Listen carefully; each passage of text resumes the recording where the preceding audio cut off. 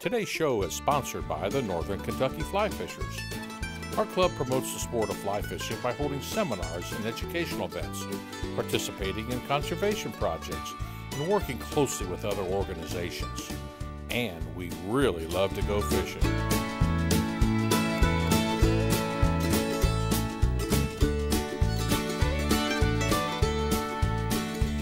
If you'd like more information about fly fishing or like to attend one of our free monthly meetings, visit this website or call our phone number.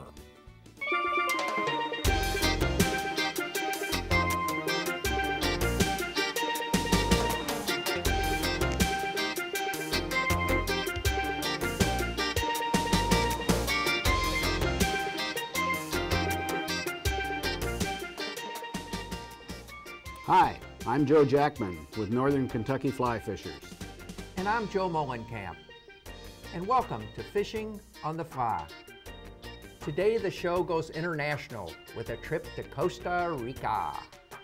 Costa Rica is a small country about half the size of Kentucky, located in Central America between the Caribbean and Pacific Oceans.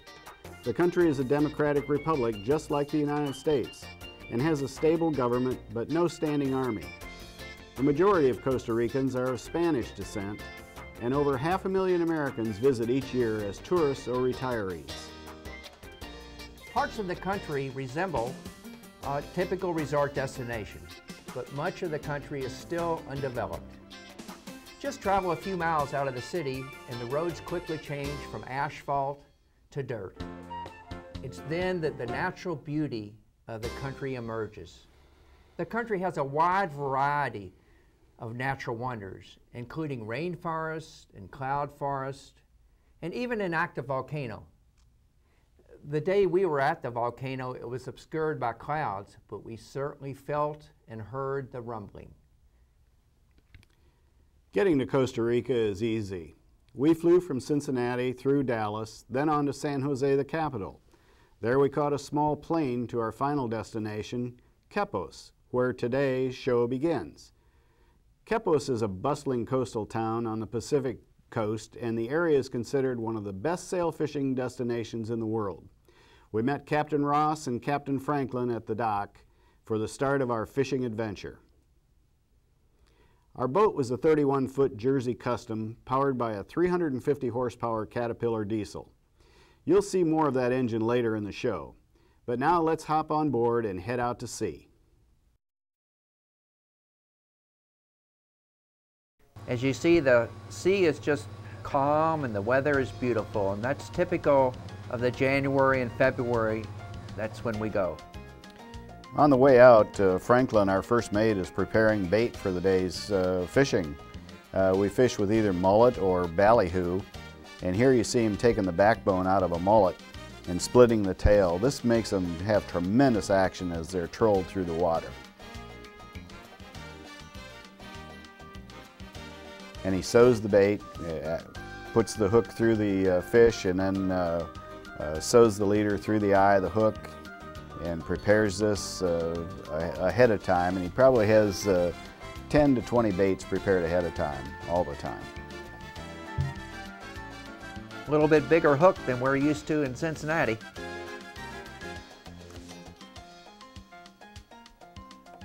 Here we go, the bait's in the water.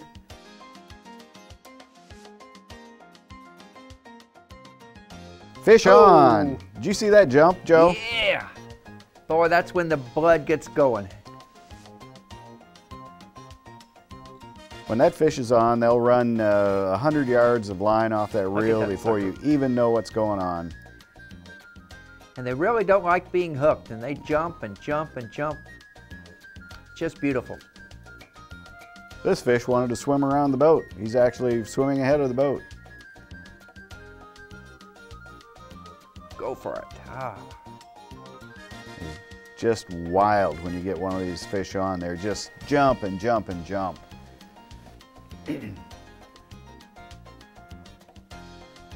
Heavy fish. We started out and caught the first few fish with conventional tackle just to get the feel of it. Wanted to get some to the boat so we'd know what that was like before we really branched out into fly fishing.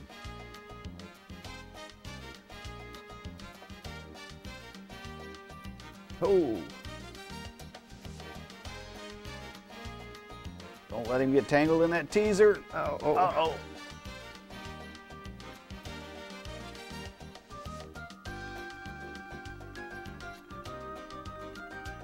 He's starting to tire.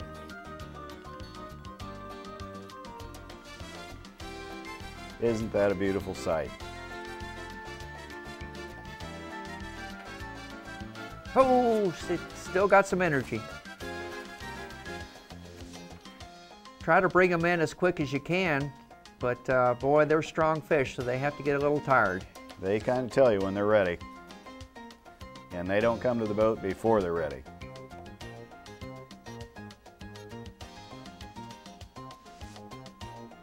Here we come. Now there's a picture. That's the first fish of many fish to come. There's another one on. In a normal day's fishing, you would expect 10 to 12 attractions. That's fish coming to your bait or teasers at the back of the boat.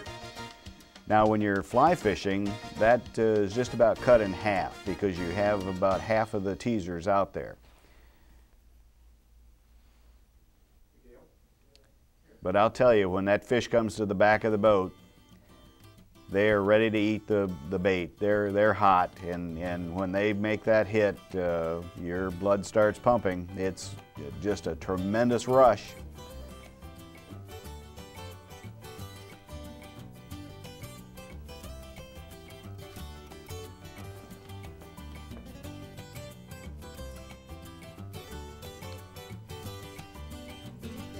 Oh.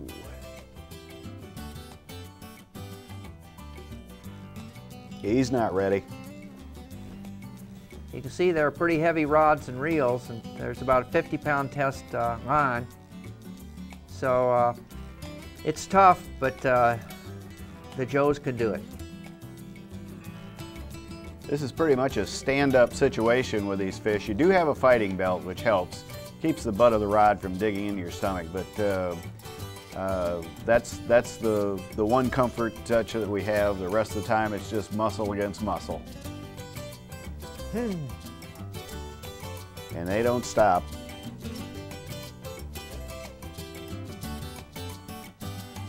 Ready to bring this one in. Almost picture time. So what Franklin does is he brings them to the boat and then he grabs onto the bill. And while he's holding onto the bill of that fish, we're getting cameras ready because we don't want that fish out of the water for any length of time. Maximum maybe 20 seconds out of the water, and then that fish is back in the water to be revived so he can swim free for another day's catch.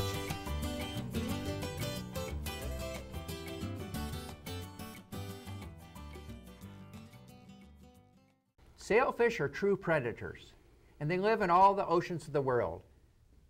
They're blue to gray in color, and they have two prominent features, a sail and a long bill. Their sail extends the entire length of their body and is really a modified dorsal fin.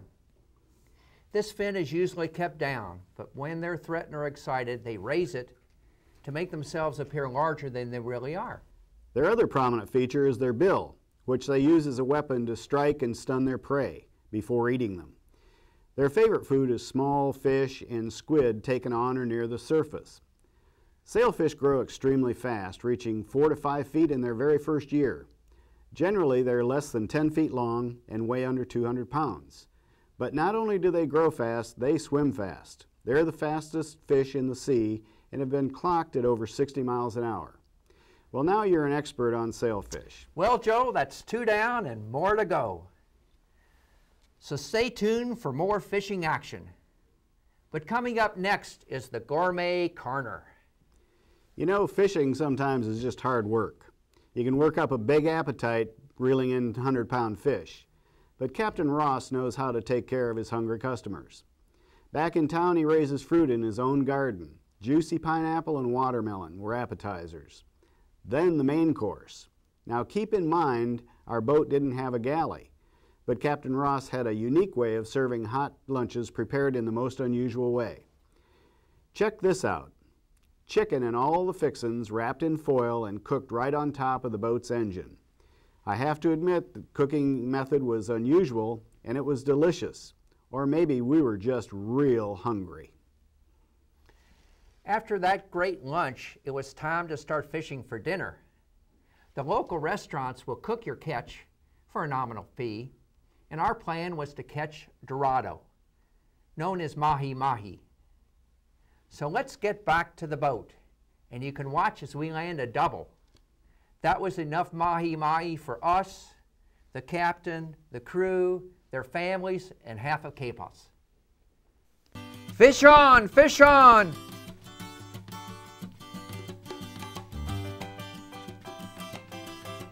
Boy, that's a big one. He's a strong one. Let's get this big one in first. Boy, there's food for dinner tonight. Way to go, Joe. Joe, how much Dorado can you eat?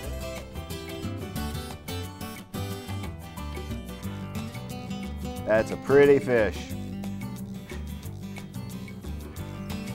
Now we take these back to our favorite restaurant in Quepos, and they prepare this for us in just a lot of delicious ways. Let's get that second one in too. And then that big one that you land, that really big one. Boy, we really have the Dorado.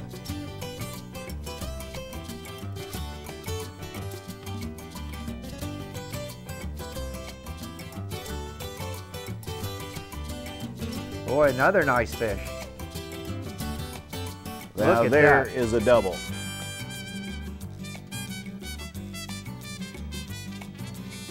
And here is a fillet.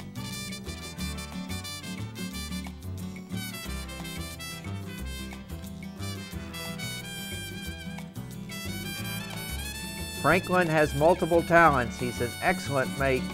Can really bring in those fish, and he can fillet them too.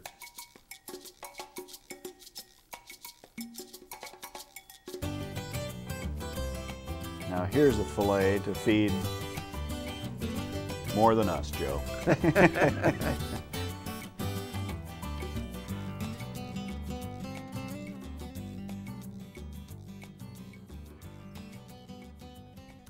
Now for our favorite part of the show, catching sailfish with a fly rod. These monsters are a real challenge on a fly rod, not because you have to make a long, accurate cast. It's because we're only using a 20-pound test leader to the fly. So you can't horse these guys in like you can with heavy lines on conventional tackle. We used a teaser to get the fish up near the boat, and then just as the fish is about to strike the teaser, it's pulled out of the water and the fly is cast back in its place. If everything goes right, it's fish on. Let's watch my partner Joe as he performs this move like a pro. And after he sets the hook, it's off to the races. All right, time for fly fishing, our favorite part of the trip. Here's some actual flies that we use. These are pretty much tube flies just tied out of saddle hackle. Here's a basket full of teasers. These teasers are just 10 to 16 inches long, made of a rubbery material. And when they're pulled through the water by the trolling boat, they create a bubble trail, do a lot of splash, they chug, they pop. To a sailfish, they probably most resemble fleeing bait fish. They're very important for getting that fish up close to the boat where you can cast a fly to it. Here's Franklin getting our setup ready. This is a 14 weight Thompson & Thompson fly rod with a large Arbor Islander reel. Fish on! Joe, it's time. I guess we're out of equipment here and onto the real thing. This is a fish on. There's a fish coming. Oh, he's coming. Franklin's pulling him in with the tractor. Here's the fly. Come on, baby. Come on, baby. Cast to him. Go, go. Oh, there he is. Oh, missed. Oh, missed. Come on back, baby. Come on back. Oh, he's got to come back. There he is. Oh, you got him. Fish on. All right. Awesome. They just seem like they have more energy when it's on the fly. They just jump and run and run. Joe, does it get any better than this? No way. I don't know how they can be so energized on a fly, how they know a difference between a fly rod and a conventional, but they're just more energized. It's more tricky too because you have that light tackle and you don't have as much backing. Only a 20-pound test leader to get in a 100-pound fish.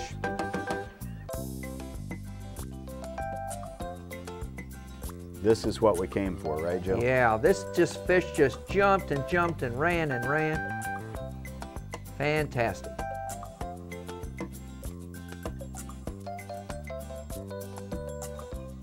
It's a little tricky on how you reel in too. If the fish comes towards you, you put the rod down in the water so the line doesn't tend to wrap around the tip.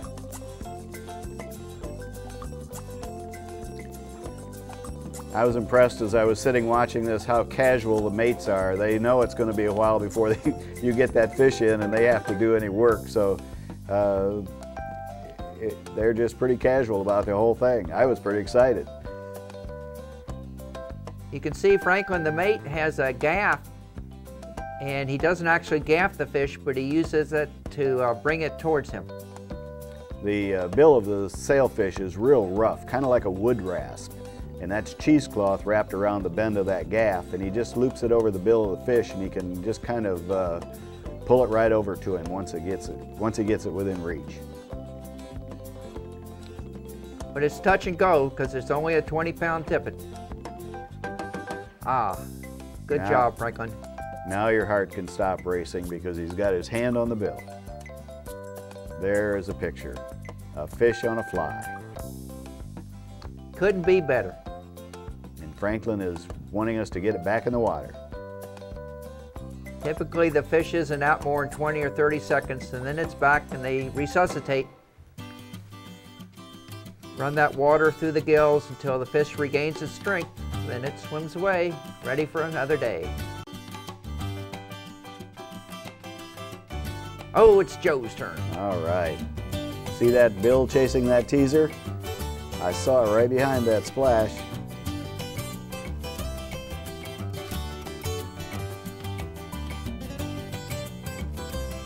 Oh, the fish dropped back, let out a little line. Come on, fish. Come on, fish. There's the strike. All right. All right, fish on. Look at that sucker go. He's going. They just don't stop jumping on a fly rod. It's like an explosion at the end of your line. Oh, that is just too exciting.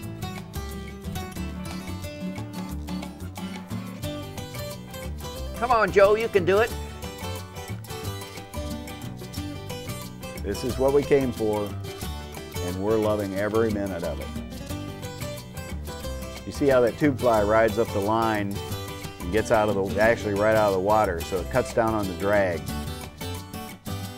Allows you to work with the fish a little more.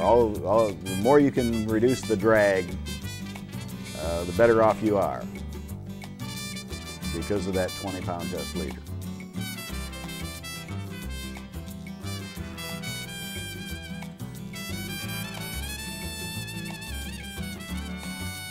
It takes a while to tire that fish out. You get them right up beside the boat and they just decide to energize again. With the 20-pound test, you just can't horse them in. The fish is the king. And this fish almost wanted to go under the boat.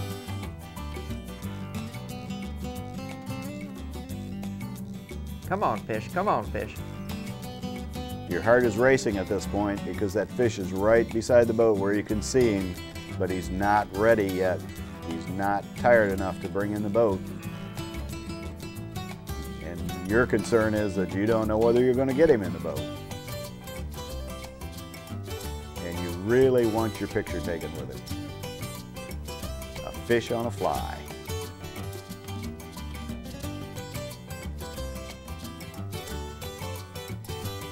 Franklin's getting the gaff ready again with a cheesecloth. He knows that he's starting to get tired and he's almost ready.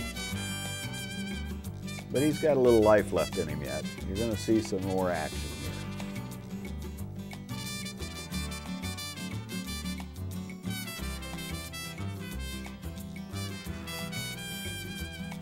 here. Arms get a little achy at this point. You don't even use a fighting belt with fly rod. It's all arm action. Yeah, it's really quite a bit harder, but it's well worth it.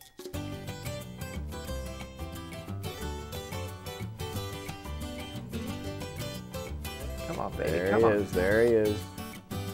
Right on the surface. Oh, oh, watch that Yeah, he rod. wants to go under the boat again. Coming around, coming around. Boy. Oh. Oh.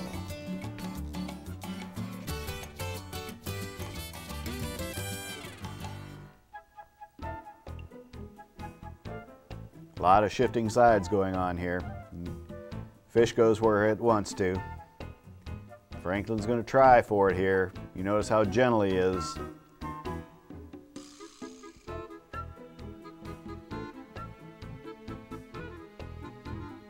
Very Come gentle. to Papa, Franklin. Come Very to Papa. gentle. Oh, he's not ready Oh. yet. Not ready.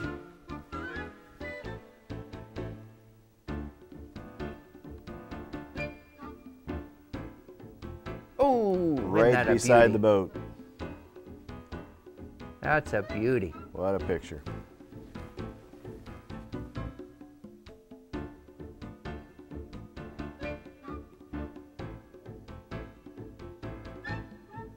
Come Getting on, tired. Come on.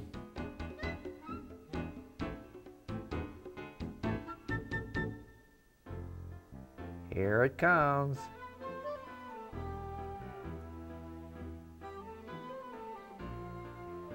Oh, beautiful. All right.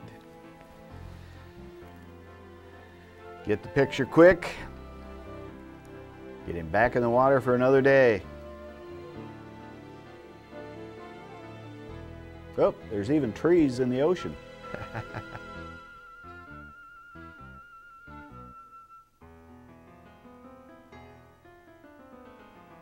All the fishing we do is catch and release, so these fish have another day.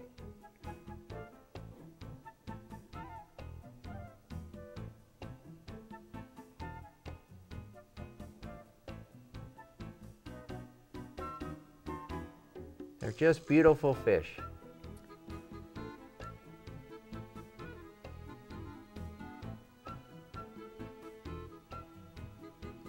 Thank you, Mr. Sailfish, for a wonderful experience.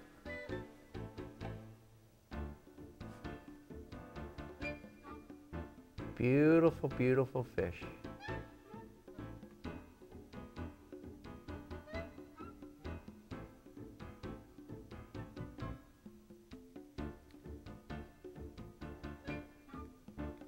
How's that for food? Savor the moment.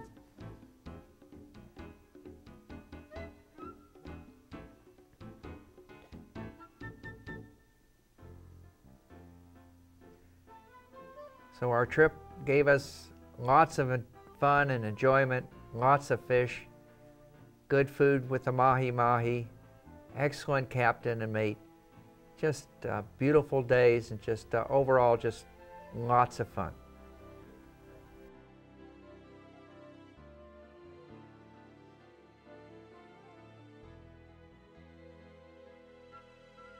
Well, thanks for watching today's show. In addition to fishing, there's lots of other things to do in Costa Rica. There's hiking, canoeing, rafting, treetop canopy tours, visiting rainforests and other natural wonders, or just relaxing on the beach. But fishing for sailfish rates as one of the best and most exciting things we've ever done, and we plan to return in the future. Maybe a sequel to this show, Joe. Sounds good to me. But if international travel isn't in your plans, you can go fishing right here in the Cincinnati, Northern Kentucky area.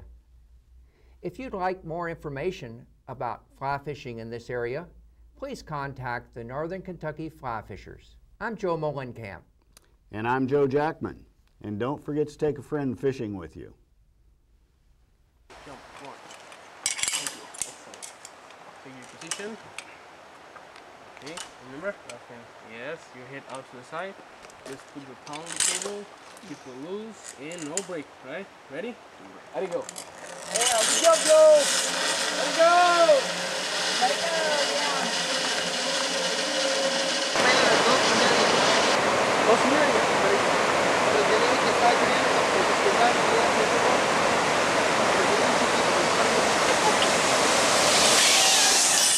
job, Joe. Boy, that really stops you all right. Very good. Yeah. All right, Jose. Corredita. Corredita. El próximo este. Es un poco rápido. ¿Es un poco rápido? Okay. Ay, José, no doy más plata ahora para vos. How was it, Joe? Oh, it was fun. Joe. Gusto. Look at the camera. Aha. Remember. In Spanish, what do you say? Pura vida.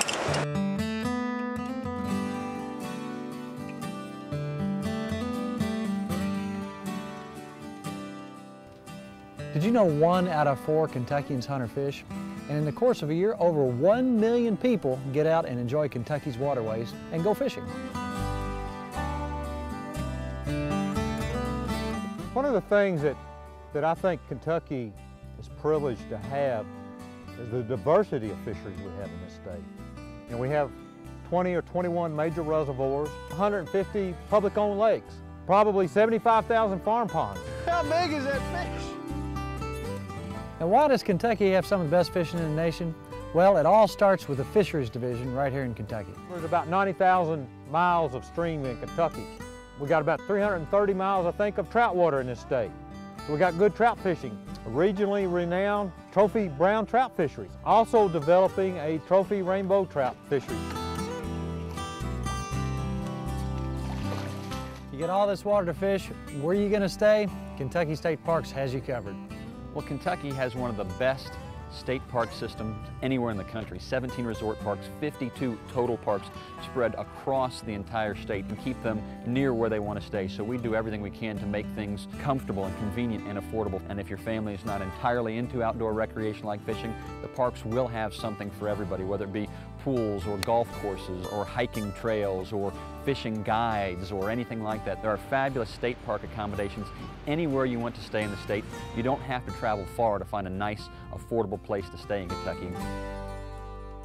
Why do you think so many major tournaments are held in Kentucky? We got some of the best black bass fishing in this region of the southeast. Kentucky and Barkley Lake are regionally renowned for their bass populations. Kentucky holds the world record smallmouth bass. We have the 3rd largest walleye that was caught in this country. We have one of the top 10 muskie lakes in the country in terms of catch rate. Crappie are our #2 species in Kentucky. We've got excellent crappie populations in all our reservoirs. We have bluegill. We have rock bass in a lot of our higher gradient streams. They're all good table fare fish, and we got fairly liberal limits on all these fish. With over 400,000 acres of water and 97,000 miles of streams, there's plenty of room for everybody. Our job is to serve. We work for the angling public. We're always looking for new projects that enhance fishing and boating opportunities in this state.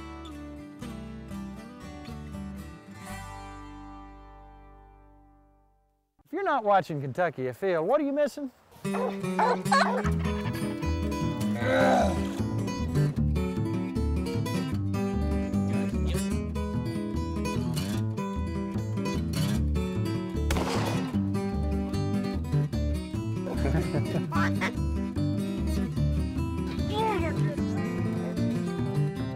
Make Kentucky Afield a part of your weekend.